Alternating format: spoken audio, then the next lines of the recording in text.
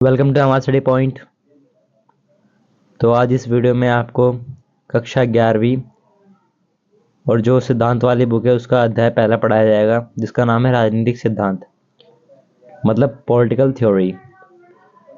ये एक short summarise revision है जिसका मोटिव सिर्फ आपको चैप्टर के बारे में इन्फॉर्म करना है, और इस वीडियो में आपको चैप्टर में जितने भी की पॉइंट वगैरह है वो सब समझ में आ जाएंगे। तो चलिए चैप्टर की शुरुआत करते हैं। अध्याय 1, राजनीतिक सिद्धांत। पहला पॉइंट है आपका राजनीतिक सिद्धांत का अर्थ और परिभाषा। चलिए देखते क्या होता है इसका अर्थ। राजनीतिक का अर्थ सिर्फ चुनाव प्रक्रिया या सरकार के कार्यों तक सीमित नहीं है। यह समाज के भीतर शक्ति, अधिकार, नीतियों और नियमों के निर्माण का एक बड़ा हिस्सा है।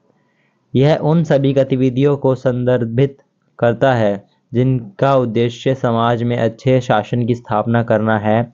राजनीतिक का उद्देश्य सामाजिक समरसता, न्याय और विकास को बढ़ावा देना होता है। ठीक है, यानी जो राजनीति है वो क्या है, खाली चुनाव और सरकार में ही सम्मिलित नहीं है, वो जिम्मेदारी कार्य नहीं करती।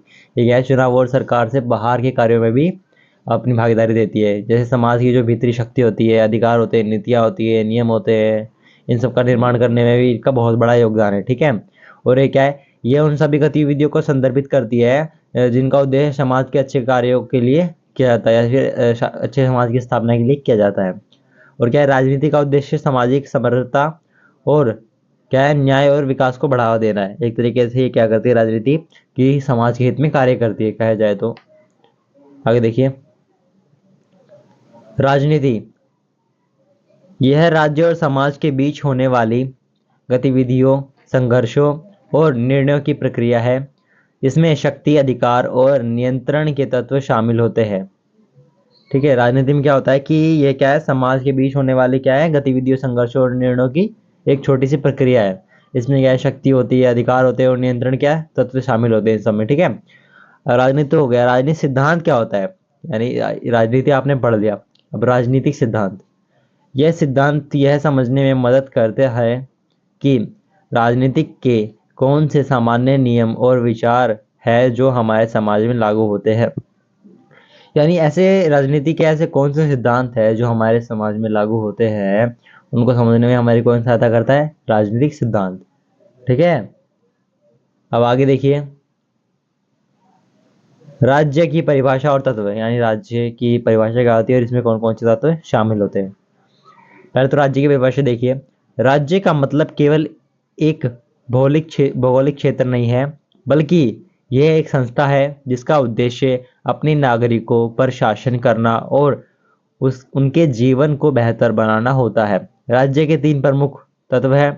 पहला है क्षेत्र, दूसरा जनसंख्या, तीसरा सरकार। ठीक है, क्या बताया गया कि राज्य का मतलब केवल एक भौगोलिक क्षेत्र नहीं है, बल्कि ये एक ऐसी संस्था है जिसका उद्देश्य अपने नागरिकों पर शासन करना होता है, उनको विकसित करना होता है, और समाज में विकास लाने का कार्य भी ये करते हैं और उनके जीवन को बेहतर बनाते हैं। ठीक है, और इसके तत्व कौन कौन से हैं, एक तो है क्षेत्र, दूसरा है जनसंख्या, तीसरा सरकार। पहला है टेरिटरी, पॉपुलेशन और गवर्नमेंट।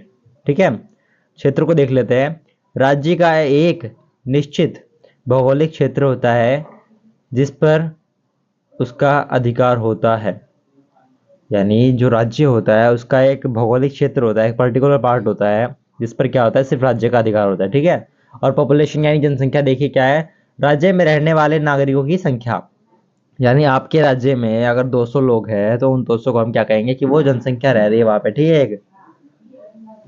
एक मात्रा में लोग जहां पर रहते हैं उसे जनसंख्या कहते हैं। ठीक है, अब आगे देखिए गवर्नमेंट यानी सरकार।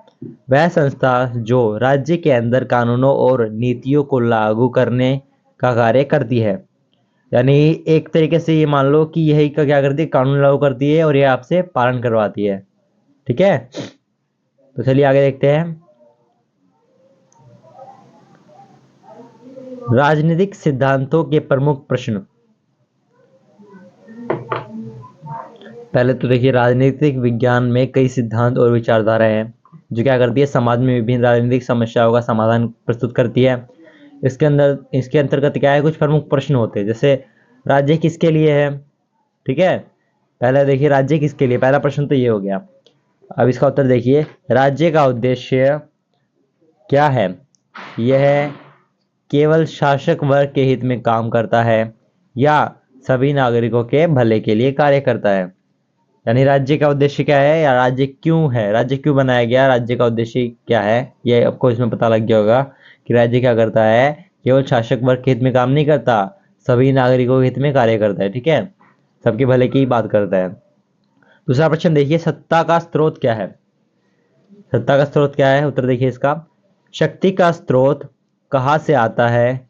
क्या ये लोगों से आती है यानी लोकतंत्र से, या किसी एक व्यक्ति या वर्ग से यानी तानाशाही से आती है? ठीक है, इसमें क्या है, शक्ति का स्रोत क्या है, शक्ति दोनों प्रकार से है, यानी लोकतंत्र में भी शक्ति है और तानाशाही में भी शक्ति है। लेकिन फर्क क्या है कि लोकतंत्र में क्या है, लोगों की शक्ति है, एक है एक समूह की शक्ति है, और क्या तानाशाही में क्या एक पर्टिकुलर पर्सन होता है, उसके पास सारी पावर होती है। ठीक है, और वही शासक करता है। तीसरा प्रश्न देखिए, न्याय का क्या मापदंड है? उत्तर देखिए इसका, समाज में न्याय की परिभाषा क्या होनी चाहिए?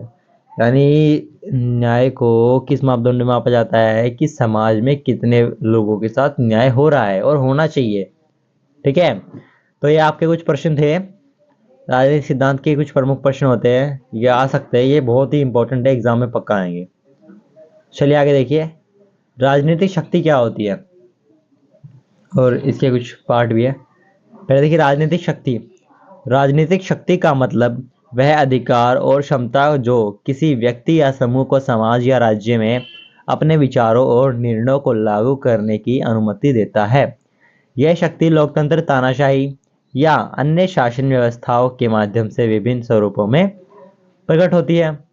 अब राजनीतिक शक्ति का मतलब क्या है कि वह जो अधिकार, एक पर्टिकुलर अधिकार और क्षमता है, ठीक है, जो क्या करती है, किसी व्यक्ति का या फिर कोई समूह हो गया, उसको क्या करती है, समाज और राज्य के बीच में क्या है, अपने विचारों को, अपने निर्णयों को क्या करती है, रखने में मदद करती है। ठीक है, और ये शक्ति लोकतंत्र, तानाशाही या अन्य शासन व्यवस्थाओं के माध्यम से की जा सकती है। ठीक है, यानी एक लोकतंत्र भी क्या करता है, शक्ति का इस्तेमाल कर सकता है। एक तानाशाही यानी एक जो है, एक अकेला इंसान भी शक्ति का इंसान कर सकता है, जिसके पास पावर होती है। ठीक है, और क्या है, कोई अन्य शासन वर्ग हो गया तो वो भी क्या करता है, शक्ति का इस्तेमाल कर सकता है। जैसे शक्ति और प्रभाव देखिए, इसके दो पार्ट है आपके, राजनीतिक शक्ति के दो पार्ट है, पहला है शक्ति और प्रभाव, दूसरा है अधिकार और कर्तव्य। पहला देखते हैं शक्ति और प्रभाव। शक्ति का प्रयोग समाज के लोगों को प्रभावित करने के लिए किया जाता है और इसके आधार पर निर्णय लिए जाते हैं। यानी शक्ति है, उसका प्रयोग क्या कर किस लिए किया जाता है कि जो समाज के जो लोग हैं वो क्या प्रभावित हो, और क्या है, सरकार के लिए कार्य करें, और इसके आधार पर निर्णय लिए जाते हैं शक्ति के आधार पर। ठीक है, और दूसरा देखिए अधिकार और कर्तव्य। राज्य और नागरिकों के बीच अधिकारों और कर्तव्यों का स्पष्ट वितरण है, जो क्या करता है, राज्य के संचालन में मदद करता है। कि भाई हमारे पास कुछ एक जो है हमारे कर्तव्य है, जो क्या करते हैं हम, राज्य को, राज्य के प्रति या फिर हमारे देश के प्रति कुछ हमारे कर्तव्य होते हैं जिन्हें हमें पूरा करना होता है। ये क्या करता है, राज्य के संचालन में सरकार की मदद करते हैं। ठीक है, आगे देखिए, राजनीति की विचारधारा क्या क्या है।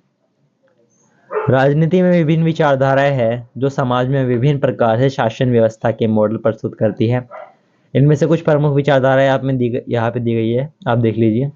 पहला है लोकतंत्र विचारधारा। यह विचारधारा कहती है कि सरकार का गठन लोगों की इच्छा के आधार पर किया जाना चाहिए। इसमें सभी नागरिकों को बराबरी का अधिकार होता है। लोकतंत्र में क्या, आपको वोट डालने का अधिकार है।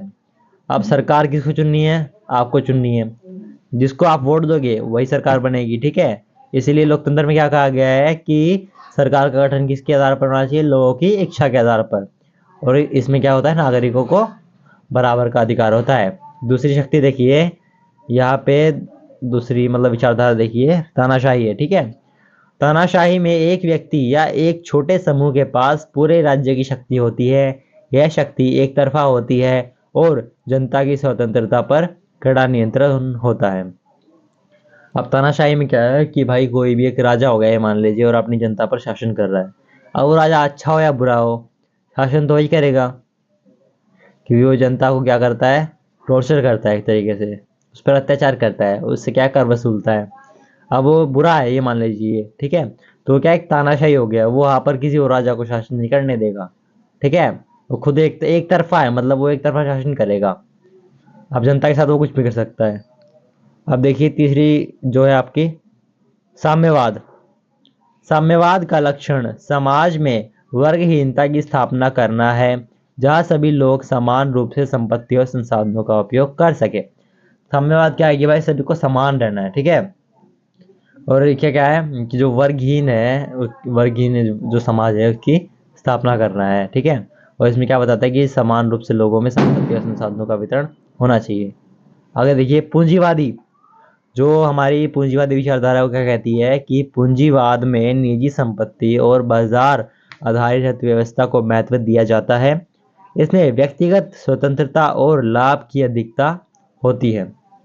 मतलब जो एक पूंजीवाद में एक तरीके से क्या है कि व्यक्ति के लाभ के बारे में कम सोचा जाता है, यानी ग्राहक के लाभ के बारे में कम सोचा जाता है। जो जो पूंजीवाद की प्रथा निभाते हैं उनके वो क्या है अपने लाभ के बारे में अधिक सोचते हैं, ठीक है। यानी वो सोचता है कि भाई हमारा फायदा होना चाहिए, बाकी किसी का भी नुकसान होता रहे। मतलब उनको खाली पैसा कमाने से मतलब है पूंजीवाद में, ठीक है। आगे देखिए राजनीतिक सिद्धांत की आवश्यकता क्यों पड़ी है, ठीक है। इसमें क्या बताया गया है कि राजनीतिक सिद्धांत की आवश्यकता क्यों पड़ी है, आपको ये क्वेश्चन पूछा गया है। चलिए उत्तर देखते हैं कि राजनीतिक सिद्धांत हमें यह समझाने में मदद करता है कि राज्य और समाज के विभिन्न हिस्सों के बीच क्या संबंध है और समाज के प्रत्येक सदस्य का क्या कर्तव्य और अधिकार है। राजनीतिक सिद्धांत के अध्ययन से हम यह भी समझ सकते हैं कि अच्छे शासन के लिए क्या कदम उठाए जा सकते हैं और लोकतांत्रिक मूल्यों की रक्षा कैसे की जा सकती है। अब राजनीतिक सिद्धांत की तो भाई हमें बहुत आवश्यकता है फिलहाल तो, क्योंकि क्या करते हैं हमारी क्या है राज्य और समाज के विभिन्न हिस्सों के बीच क्या है संबंध बनाने में हमारी बहुत सहायता करते हैं। और समाज के हर सदस्य क्या करते हैं उसकी मौलिक अधिकारों की, उसके मूल्यों की क्या है रक्षा करते हैं। और क्या राजनीतिक सिद्धांत के अध्ययन से हमें ये भी समझ में आता है कि शासन के लिए क्या कदम उठाए जाने चाहिए, क्या सही है क्या गलत है, ठीक है। राजनीतिक सिद्धांत क्या है एक तरीके से जनता के हित में कार्य करता है, लोगों के हित में कार्य करता है, उनके भले के बारे में सोचता है, तो हमें इसकी बहुत ज़रूरत है। आगे देखिए राजनीतिक सिद्धांत और व्यवहार में अंतर। पहले देखिए राजनीतिक सिद्धांत क्या है कि राजनीतिक सिद्धांत का अध्ययन शास्त्रीय रूप से यह समझने में मदद करता है कि शासन और राज्य के सिद्धांत क्या है, और दूसरी ओर राजनीतिक व्यवहार यानी पॉलिटिकल बिहेवियर वास्तविक दुनिया में राजनीति के संचालन से संबंधित होता है, जैसे चुनावी प्रक्रिया, पार्टी व्यवस्था या राजनीतिक संघर्ष। जैसे राजनीतिक सिद्धांत क्या करता है आपको समझने में मदद करता है कि किस प्रकार का शासन करना चाहिए और क्या शासन व्यवस्था में कौन कौन से नियम और लागू करने चाहिए जिनसे क्या है समाज में विकास हो। और दूसरी तरफ क्या करता है जो राजनीतिक व्यवहार है वो क्या है वास्तविक दुनिया से काफी वास्तविक दुनिया में ज्यादा है वो फिलहाल तो राजनीतिक क्या संचालित उसी से होती है। राजनीति में राजनीतिक व्यवहार का बहुत ही महत्वपूर्ण योगदान है, जैसे चुनावी प्रक्रिया हो गई, पार्टी व्यवस्था हो गई, राजनीतिक संघर्ष हो गए, इनसे संबंधित होता है ठीक है। आगे देखिए निष्कर्ष क्या है इस पाठ का। राजनीति का अध्ययन सिर्फ सत्ता और नियंत्रण के बारे में नहीं है, बल्कि यह समाज के भीतर एक ऐसे आदर्श को समझने में प्रयास करता है जो न्यायपूर्ण समाज और समान समृद्ध जीवन की ओर अग्रसर हो। राजनीति विज्ञान के इस पहले अध्याय के माध्यम से छात्र राजनीति के बुनियादी सिद्धांतों, राज्यों की परिभाषाएं और विभिन्न राजनीतिक विचारधाराओं से परिचित होते हैं जो उन्हें आगे की पढ़ाई में मदद करती है। आई होप आपको ये चैप्टर समझ में आया होगा। यह था कक्षा 11वीं राजनीतिक विज्ञान का पहले अध्याय का संक्षिप्त विवरण।